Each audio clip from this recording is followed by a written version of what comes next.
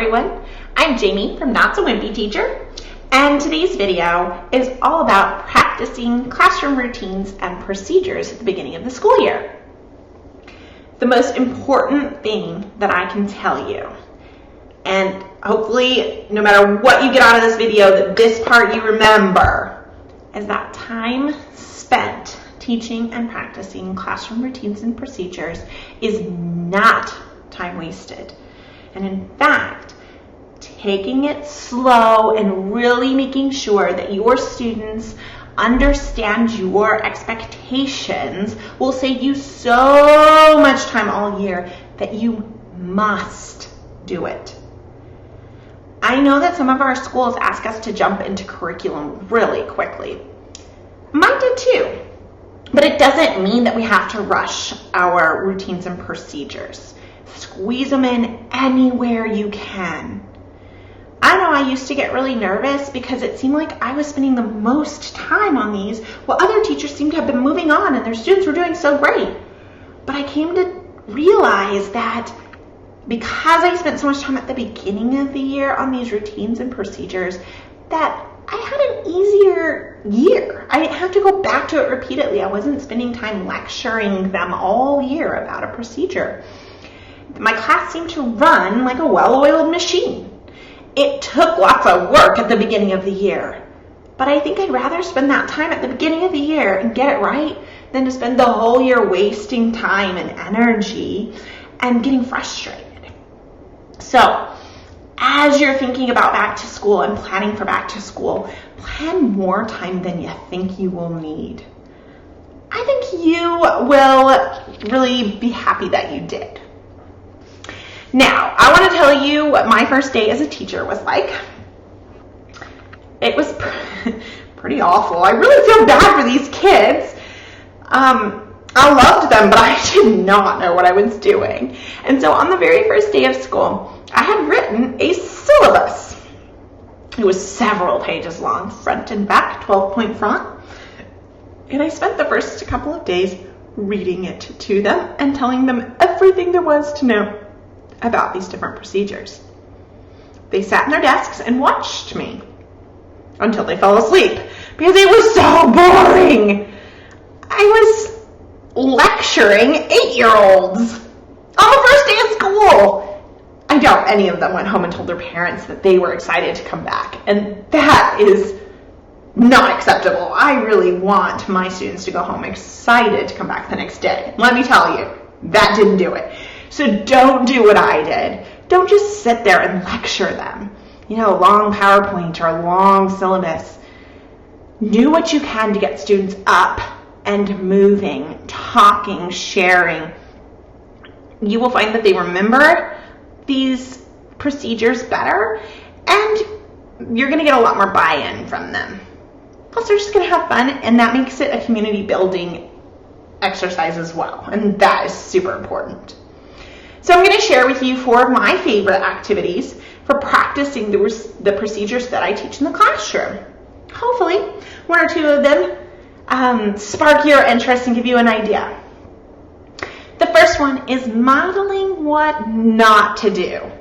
If you've watched my Math Center videos or my reading or my writing workshop videos, then you've heard me talk about this activity before. It comes straight from the Daily 5 book. I did not use Daily 5 in my classroom, but I loved the way they taught read to self, and I used this procedure, this activity, whenever I wanted to practice a new routine in my classroom. So it comes in real handy at the beginning of the year. Okay, modeling what not to do. Try and picture it. I got my whole class on the carpet, and the kids at the front row are playing with my toes. I don't know why they do that, but they do. And I have just gone through with them the procedures and routines for how to check out books from my classroom library. I've told them how the books are organized and what my rules are for borrowing books and where they keep the books and how they check out books if you have a checkout procedure. And so now we've gone through all the rules quickly because I don't want to bore them. And now I'm going to look around for that kiddo. You're not looking for someone to pick on. but you're looking around for that kiddo that likes the extra attention, needs the extra attention.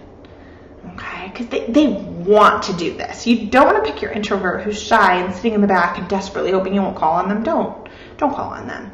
You're looking for the kid who's like, oh, me! Okay. That kiddo who actually might be the one all year who struggles with some of your routines and procedures because they're trying so hard to get your attention. And sometimes it's easier to get negative attention than positive attention, unfortunately. So you're going to look for that kiddo. And when you find them, you'll know exactly who they are because they'll be excited. You're going to say, I just told the whole class exactly the routines and procedures for checking out classroom library books. But what I want you to do, I want you to show them exactly what not to do when checking out books from our classroom library. I want you to break all the rules and show them what it would be like if they were to break all the rules. Oh my gosh, if you picked the right kid, they're super excited right now. It's like they've won the lottery. And the rest of the class is giggling too because they're like, is she for real? Like she wants him to break the rules? That's unusual, right? You already stand out. And this kiddo, he's going to go along and he's going to model for the class. He's going to maybe take the longest way to the classroom library and he's going to talk and he's going to take books out of baskets and put them in the wrong baskets and he's not going to use your checkout procedure and whatever other rules that you've given. He's going to break them all, right? And the class is giggling, and the more they giggle, the more he gets into it, so the more rules he breaks. You're going to go ahead and say, okay, thank you. Why don't you come back over here? And as a class, what rules did he break? What were some things you noticed that he did? We're not supposed to do. Make a little list on the board or on an anchor chart. Then, it's important you go back to that same student. Say, now you've shown us exactly what not to do, and you were amazing at that. Lots of positive reinforcement. Now I want you to show the whole class what they should be doing. I want you to follow all the rules and be the perfect student when checking out library books, okay? So now you've given him the stage again, twice in a row. This is huge because he loves having the stage. He's going to go back and he's going to model it the correct way. And then you can pull the students together and talk about the things that he did correctly. If there were some things that he didn't quite get, you can talk about them as a class, not to pick on him, but rather like, oh yeah, let's not forget that one. He has had the best time ever. But you're going to look right at him and say, thank you so much. You were amazing. And now I know that you can follow our classroom rules for checking out books in the classroom library. He has no excuse. You know he can do it. So the rest of the year, he's going to have to do it. He's already proven he can. So that's big because he's quite possibly was one of the students that was going to struggle with the procedure. And so he's already modeled for you that he can do it perfectly. The rest of your class has also had a great time and enjoyed watching. If you have extra time, you can have another student do it, or you can move on and then just use the same activity with a different procedure later. The great thing about this is that it just takes a few minutes. So, it's really hard to plan the first couple weeks of school. You have no idea how long your students are going to take to do certain things. So it's nice to have this activity in your back pocket that you can pull out at any time. You're like, wow, we just have 10 extra minutes. What should we do? Pull this one out. You don't need to print anything, copy anything, or prep anything. Just pull the kids to the floor and say, hey, remember how earlier we talked about how we were going to get ready for lunch? I want to go ahead and practice that. And pull out this activity. Easily can fill that 10 minutes without you having to prep anything more. So that's fantastic. Your students will really enjoy it, and everyone's going to want to volunteer, except for your super quiet, shy guys, and that's okay. That's okay. They're probably not the ones that are going to struggle with the procedure. So, model what not to do. Super fun activity. Your kids are going to enjoy it, and they will go home telling stories to their parents about all the funny things that they or their classmates did. All right. Another fun activity that I like to do after I've taught a lot of our basic classroom procedures is that I like to play Find Someone Who. And maybe you've done this activity in your classroom before. I use it for a variety of different things, but it's neat because it gets all your students up out of their seats, moving and talking to their classmates about, in this case, classroom procedures. So what they do, each student will need one of these papers and maybe a clipboard or something that they can write on, and they're going to go around the classroom and they're going to try to find a different classmate. So this one has 9 boxes, so they'll need to find 9 different classmates. The same person can't sign every box, but they're going to find 9 different classmates who can answer the question in the box. Once the classmate answers the question, they sign the box. So they're going to come up to someone and say, hey, can you explain, or can show you where to turn in work? Can you show me where we turn in our work? And so the student will take them over and go, oh, here's where you turn in your math work, and here's where you turn in your reading work, whatever. And then they'll sign the box for the student. Now the student will need to find a different student to answer the other questions. The great thing about this activity is that they are teaching, because they are going to be asked by their classmates to explain procedures, and they are having to listen to their classmates teach. So they're hearing, they're speaking, they're moving. It increases their memory. And it's kind of fun. They're meeting new friends in the classroom. Easy to prep. Photocopy 1 sheet of paper, have ready to go. Okay? Fun. And this here is a freebie, and the link is in the video description for you to grab any of the printables that I'm showing you today for free. All right, another thing I like to do once I've taught the basic classroom procedures and I want to make sure we're practicing and reviewing, this is the part that I think teachers skip. They teach it, then they don't practice it and review it for very long. Well, I like to use board games. And the really great thing about this next activity with board games is that I also have a board game center in my math center routine. It's on my math fact center, includes board games. So if you watched that video on my YouTube channel, then you know that I use this exact type of game in my math centers. So as I'm teaching students this activity, we are reviewing our classroom procedures. We are learning how to work together in groups. We are practicing my game procedures, where to get the games, how to treat the games, how to put the games away, how to play fairly. And we're preparing ourselves to be successful at math centers. So it may look like you're just not, oh man, she's still working on classroom procedures.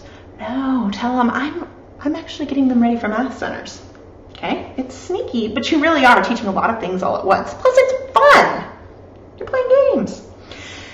You're going to want to collect some simple board games. And I really think every classroom needs some of these. I use them in my math center, so I really think I love them. You can get them pretty inexpensive at stores like Walmart, but also look at thrift stores, garage sales, and even put on your personal Facebook profile. Say, hey, I could use some board games like Candyland, Chutes and Ladders, Checkers, Connect 4 for my classroom. Do your children have any that they've grown out of?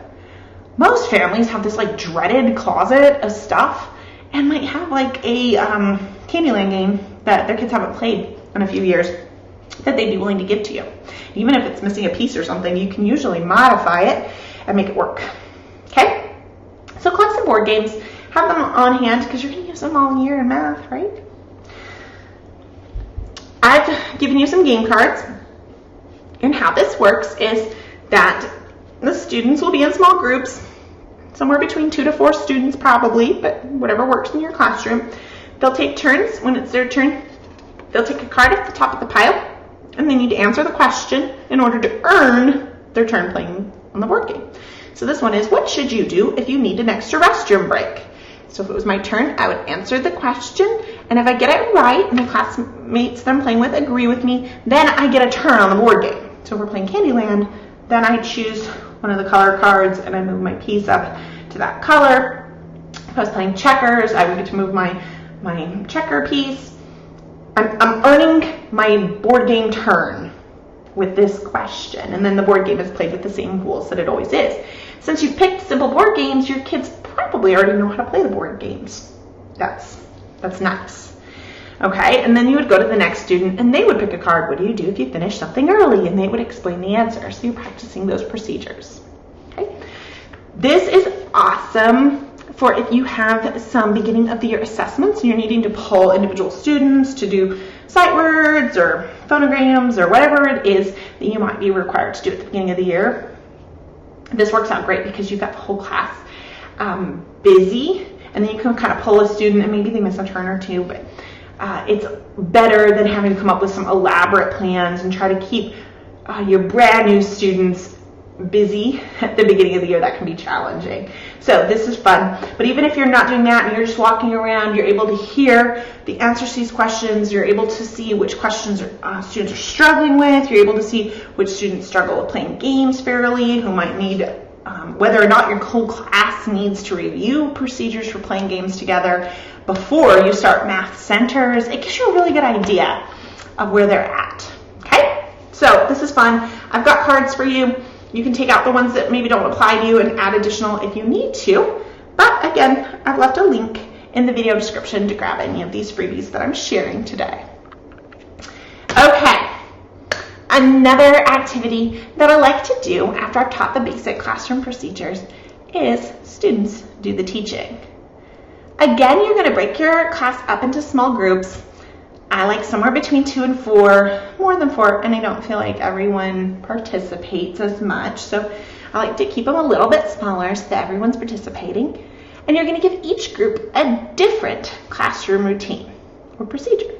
So maybe this group over here has restroom breaks, and this group over here has lunchtime, and this group over here has recess procedures. Maybe this group over here has emergency procedures like fire drills. Everyone's given their individual procedure that they are responsible for teaching the rest of the class about. And if you have technology, this could be a great opportunity to practice technology, maybe by allowing them to make a video or some sort of slideshow. This would be a good time to teach them how to do that on the technology. If you don't have technology, which I did not, give them a piece of butcher paper and have them make a poster to present to the class with all of the different procedures, routines, and stuff. Draw pictures, give them markers and crayons, and let them go crazy, having the opportunity to bond with their teammates, as well as discussing procedures in your classroom, and then they'll present them to the rest of the class. When you teach something, you always remember it, okay?